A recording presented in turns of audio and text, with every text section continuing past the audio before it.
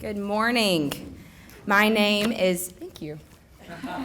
My name is Mamie Koska-Finch, and I was not asked to speak in chapel this morning.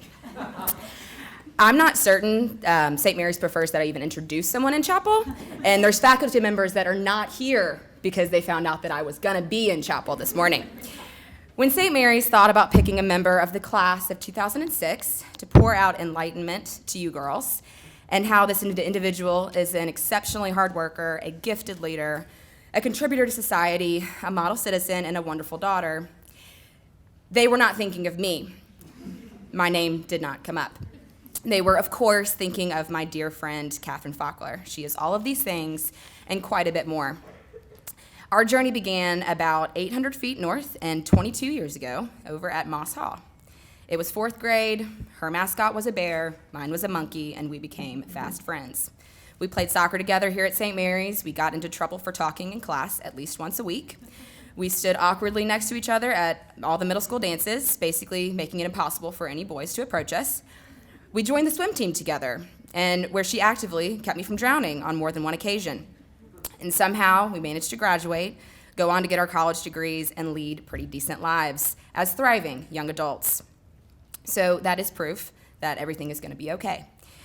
Speaking of college, just a quick word, be kind to your teachers, your faculty, and your staff, because these are the people that are going to be writing college recommendations letter for you.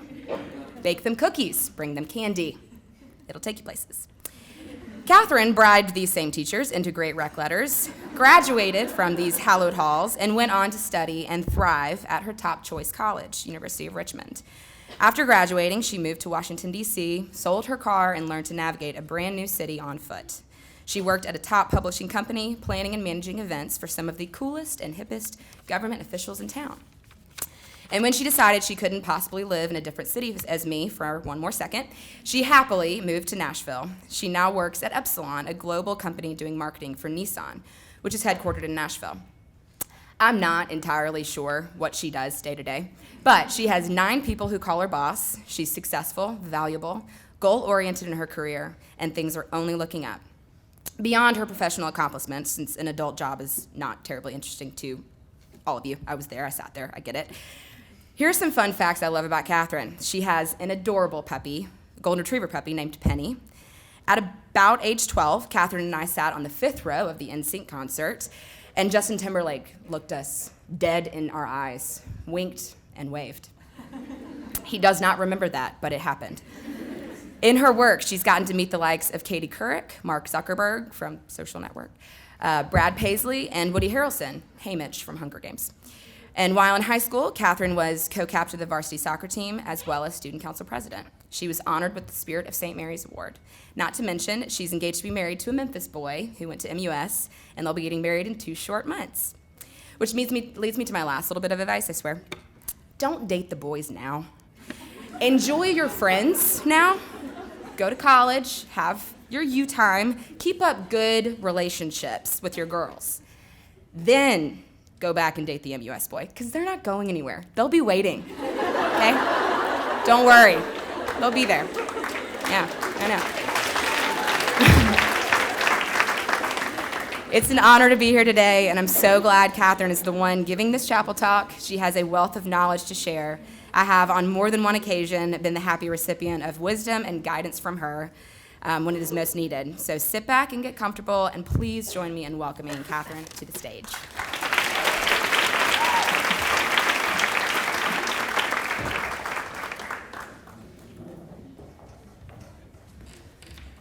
Well, this is so fun. Huge shout out to Mamie for being here this morning. She should be introduced in her own right. Definitely the best athlete of our class, track star at the University of Georgia. Mamie is now a successful landscape architect at a prestigious firm in Nashville. And she is so important that immediately after chapel, she has to drive all the way back to Nashville and attend meetings this afternoon. So huge shout out to Mamie for being here. So also, all of you down here were not born when I was a student here, so that's something, and I'm wrapping my head around that. But from what I can tell, most things are still similar. Miss Brundage and Miss Mulrooney are still sharing their knowledge. Do you guys still do science fair? Because I won first place. Something with electrolytes and Gatorade. I see that boys are still allowed on campus for Mr. Valentine, and I'm glad that the boys my year did not ruin that for all of you, so let's keep that as a tradition. And y'all are still beating Hutchinson at sports, which is all an alumni network can ask of you, so thank you. But some things are different.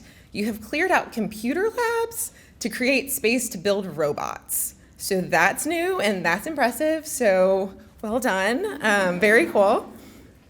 When I initially asked to come speak this morning, I was beside myself. When I was initially asked to come speak this morning, I was beside myself. Of course I'm coming back. Of course I'll attend chapel, whatever it looks like. Of course I'll stand in front of the whole school again, sing the hymns, say the prayers. Some of my favorite people are in this room, I think. Is Coach here? Coach? Oh, sad. Tell Coach I said hi. I lost my place. But when it finally set in that I was being asked to stand up before you all today and share inspirational words as a former student of the school, I immediately panicked. What do I know that you will care about? Are they sure that they asked the right alum of the class of 2006? A class filled with accomplished doers and achievers. A class filled with doctors and lawyers and mothers and teachers. A class filled with women who look to break the status quo and are making a real difference in our communities. A class who considered the rules as optional, I would say at best. Essentially, Gigi, if you were looking for a future alumni chapel speaker, there are about 59 other women who would wow this group with their talents, grace, and achievements. But this morning you've got me, so here we go. In preparation of today, I reflected on my 8 years of listening to chapel talks like this. The good, the bad, the greatest, considered my do's and don'ts, what makes something more memorable than others. Be funny, be inspirational, don't be boring, and please don't embarrass yourself. Great. Nothing too much to ask yourself in a room full of essentially 500 strangers. So how can I best channel my inner St. Mary's girl? Fun fact, my class was just the second class to write and deliver senior class speeches. A tradition I'm pleased is still I'm pleased is still practiced today. Maybe I could just re-deliver my senior speech. Other than a few people up here, you would have no idea.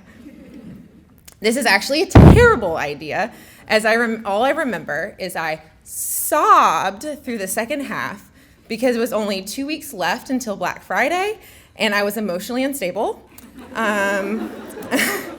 I'm not sure that anyone wants to relive that, and man, am I thankful that YouTube did not exist, so no one has to relive that ever again.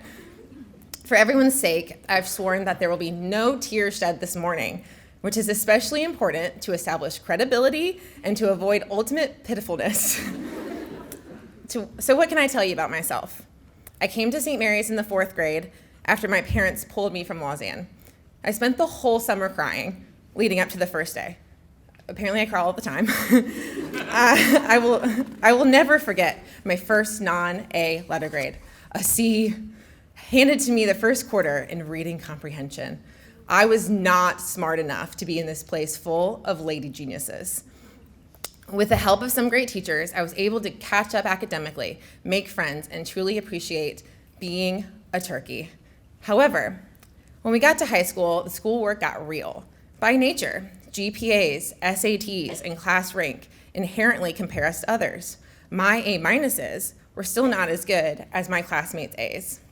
And the pressure started getting to my head, and I became envious of those super smart girls who effortlessly mastered their AP classes and were obviously more successful academically than I was. I decided to lean in hard on all extracurricular activities. I found my wins on the soccer field, planning Derby Day, and leading the most epic 10th grade can drive.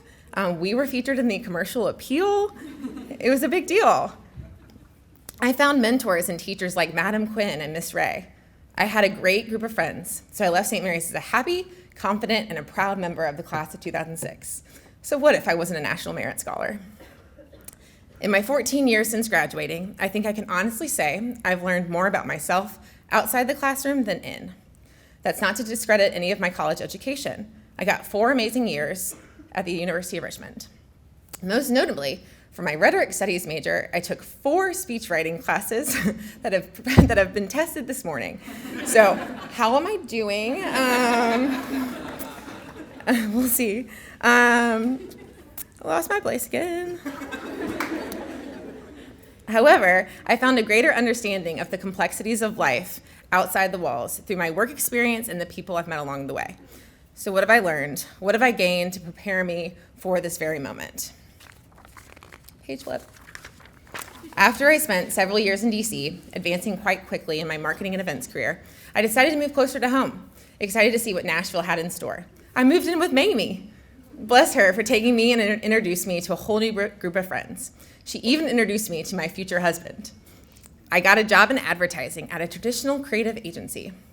So what is an ad agency exactly? For those of you who haven't seen Mad Men, it's a place that develops strategies and creative for all sorts of companies. So for example, Nike paid an agency quite a lot of money to come up with the slogan, "Just do it." They did not do that themselves.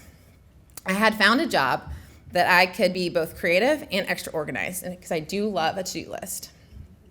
The agency does very cool and exciting work. Digital ads, TV commercials, billboards, the splashy stuff.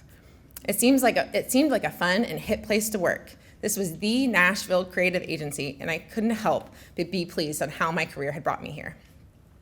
The trouble was that I'd been put on a bunch of tiny accounts with all tiny budgets and clients that seemed to change their mind every day, which is essentially an advertising nightmare. Essentially, I worked on all the projects that no one else wanted, projects that leadership had no time or interest for. I'll say this, I was not working on accounts like Nike. For 3 years, I worked there hoping to eventually see where this work would pay off. Maybe some extra long nights, or by keeping my head down and doing the work, they would recognize that I was ready to take on more responsibility, give me the opportunity to work on a larger brand. After that didn't seem to get me anywhere, I spoke up, said I'm ready to take on more, knew I had more to give. Surely that would do the trick. However, what I got instead was a lot of, "You're not ready," or "You haven't done enough to show for a promotion," or the one that killed me the most, "You aren't strategically minded." However, I knew they were mistaken, but there I was again, in my own head. People all around me were advancing in my career, and I couldn't help but compare myself to them. Were they just smarter than me, or more talented? Should I just accept this as my fate? Long story short, I left that job. I proudly no longer work there. I now work at a company that took a chance on me, gave me a team to manage, and presented me with opportunities far bigger than I could have ever hoped for at this point in my career. I finally have a voice at the table in management that not only believes in my capabilities, but respects my ambitions. I'm presenting to high-level officials over at Nissan and exercising all sorts of my very much strategic brain. Plus, I'm having fun every day. The people you surround yourself matter. You need your cheerleaders, people who are going to advocate for you, people who are going to lift you up and tell you that, yes, you are totally capable, people who are going to tell you to ignore the noise and forge on. Many of my people are here today. Success is different for every person. Some base it off on how much money they make or on the job title that they have. Or others find success in just getting their children to bed on time after a wild and crazy day. In high school, we are graded and ranked by our academic excellence. Success is based on awards, accolades, and early acceptance to the top tier schools. The trick is, nothing later in life is that subjective. Success in the real world is far from black and white. Now, school is important. Study hard. I'm definitely not telling you otherwise, as my studies gave me the most unbelievable experiences that have shaped me who I am today. But I'll leave you with this. In the next few years, or maybe the next few months, don't compare yourself to anyone else. You have a lot of really impressive women around you, artists, athletes, scientists, and some of you are even all three. Trust yourself and your instincts. Start speaking up for yourself now. Find and keep a group of people who lift you up, encourage you, and appreciate you for your talents that you have. And encourage others. Plus, have all of the fun, because this is great. After you've completed your studies, conquered all your term papers, and left St. Mary's halls to forge on to your next stage in life, you might just get an email from Gigi Gould to come back to talk as an alumni speaker. When you get that email, don't ask, why me? Confidently say yes and come back to this place to be surrounded by the best support system. And don't compare yourself to anyone else, especially to the achievements of your classmates, because your story is your story. And mine might not include solving the African water crisis or singing opera in Carnegie Hall, and that's perfectly fine. And if that's your story, we can't wait to cheer you on. I am so appreciative that St. Mary's allows us to write our own story and has invited me back to share a part of mine today. This has been great. Thank you so much for having me, and hopefully you now have enough time for snack before your next class.